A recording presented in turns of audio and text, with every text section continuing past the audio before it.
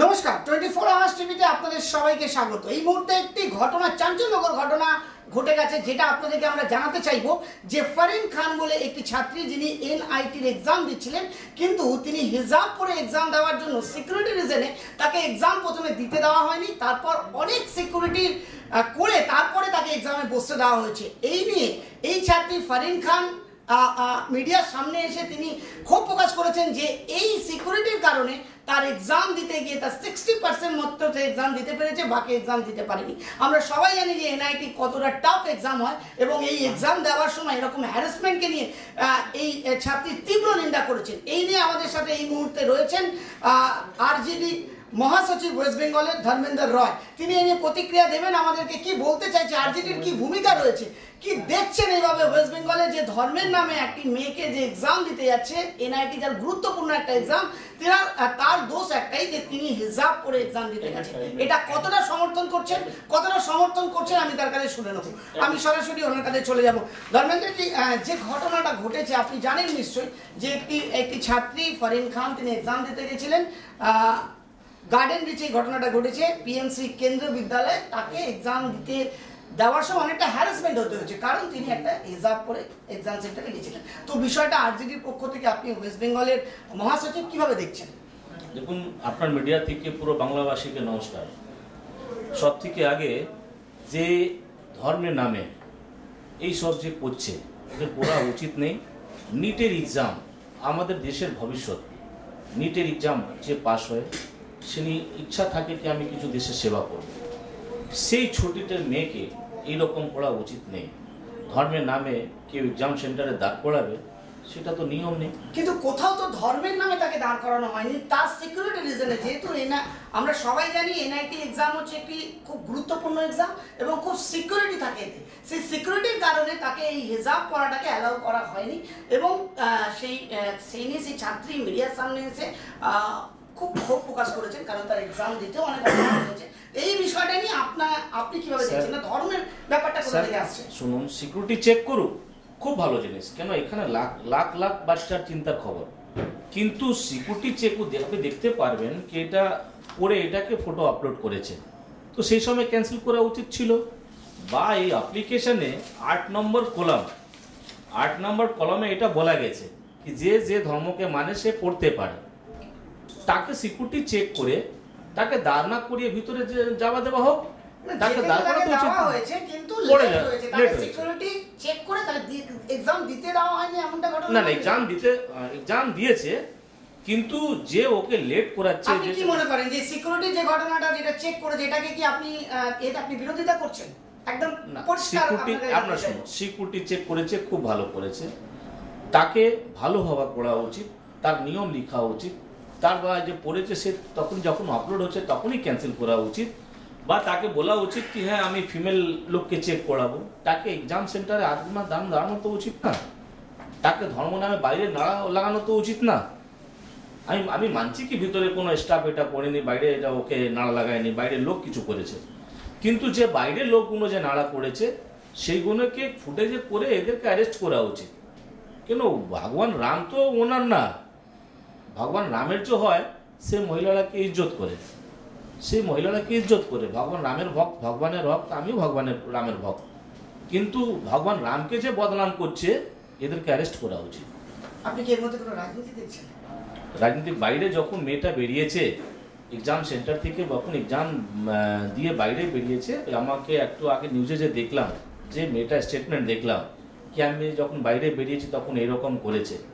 এদের ফুটেজ দেখে ওদেরকে মনে হয় কি এরা এরকম নাড়া দিচ্ছে, তো এদেরকে আর্জেন্ট 24 আওয়ার্স ভিতরে এফআইআর করে এদেরকে অ্যারেস্ট করা উচিত। বা কোনো রামের ভক্ত বা কোনো মুসলিম সমুদায়ের, মুসলিম কোনো ধর্মের ভক্ত যে থাকুক, মুসলিম হোক, হিন্দু হোক বা আদার কাস্ট হোক, ইভেন আমাদের যে হোক, তাকে অ্যারেস্ট করা উচিত।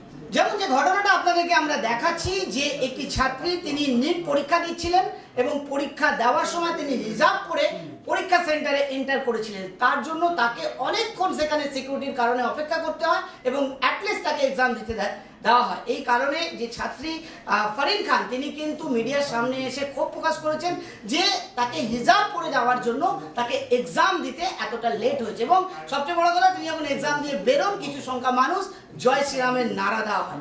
এক্সাম সেন্টারে এই জয় শ্রীরামের নারাটাকে কিভাবে দেখছেন, আমার সাথে এই মুহূর্তে রয়েছেন ধর্মেন্দ্র রয়। আমি ওনার সাথে কথা বলছিলাম এবং কথা বলবো যে উনি এই যে জয় শ্রীরামের নারা, আপনি নিজেও একজন হিন্দু, তো এক্ষেত্রে আপনি কি যে আপনি বললেন আমি এর মধ্যে রাজনীতি দেখছি না, কিন্তু এই যে জয় শ্রীরামের নারা, এটাকে আপনি কি বলবেন, বা এটা কি কোনো কেন্দ্রিক পার্টিকে আপনি টার্গেট মনে করছেন? এইসব আগে তো আপনার মিডিয়া মাধ্যম থেকে যত আপনি লোক দেখছেন তাকে পুরো বাংলাবাসীকে নমস্কার। এই যে জয় শ্রীরাম করে নাড়া করছে, এ মন্দিরে করতে পারলো না, বাড়িতে করতে পারলো না? এদেরকে বলা উচিত, একে শীঘ্রই এদেরকে ফুটেজ চেক করে অ্যারেস্ট করা উচিত। নিট এক্সাম হচ্ছে যেখানে কোটি কোটি বাচ্চা এখানে এক্সাম দিচ্ছে। আপনি কি কোনো পার্টিকে কোনো কি মানে টার্গেট মনে করছেন? যদি বিজেপি নেই তাহলে বিজেপি এদেরকে অ্যারেস্ট করাক, যদি বিজেপি নেই তাহলে বিজেপি এদেরকে ফুটেজ দেখে অ্যারেস্ট করাক। জয় শ্রীরাম আমিও বলি, রাম ভক্ত আমিও আছি, আমিও সনাতনী আছি, আমিও হিন্দু আছি। আমার বাড়িতে পুজো হয়, আমি পুজো করলে আমি মন্দিরে পড়বো, কোনো বাচ্চাকে তো ডিস্টার্ব করবো না। একটা মেয়ে যে 8টা মেয়ে থাকবে হিজাব করে তাকে ডিস্টার্ব করবো তো করা উচিত নেই। এটা শুনুন, নিটের এক্সাম যে কোনো মাযহাব থেকে হোক, যে কোনো ধর্ম থেকে হোক, এটা দেশের সেবার জন্য হচ্ছে। এসব বাচ্চা অ্যাক্টিভ থেকে এক্সাম হয়, মানে পুরো অ্যাক্টিভ হয়ে এক্সাম দেয়। তাকে তুমি যখন এক্সাম দিতে যাচ্ছে, তুমি গেটের কাছে 10টা লোক দাঁড়িয়ে জয় শ্রীরাম নাড়া লাগাবে আর তাকে বলবে তুমি হিজাব করে এক্সাম মানে পরে এক্সাম দিতে পারবে না, সেটা তো ভুল। আর এখানে তো কোথাও লেখা নেই, এখানে তো বাচ্চাটা পুরো হিজাব করে ফটোটাকে লোড করেছে। ওর ভুলটা কোথায় বাচ্চাটা? তৃতীয় কথা, আমাদের ভারত সরকার থেকে এই 8 নম্বর কলাম, যে যে রিলিজিয়ানে আছে সে নিজের কাপড় বা বস্ত্র পরতে পারবে, তো সেই জন্যে এর মধ্যে করা উচিত ছিল না। যদি ফুটেজ দেখে যে এই মধ্যে ভুল করেছে তাকে এফআইআর করে অ্যারেস্ট করা উচিত। আর খাস করে বিজেপির লোক যে এসব করাচ্ছে তাকে মানা উচিত ছিল कि श्री राम भगवान राम उनार एकटाई नारा छिलो कि बहनों तुम तो सीता हो, तुम ही तो भगवत गीता हो, नारी की अनसुईया हो, तुम ही जशोदा मैया हो।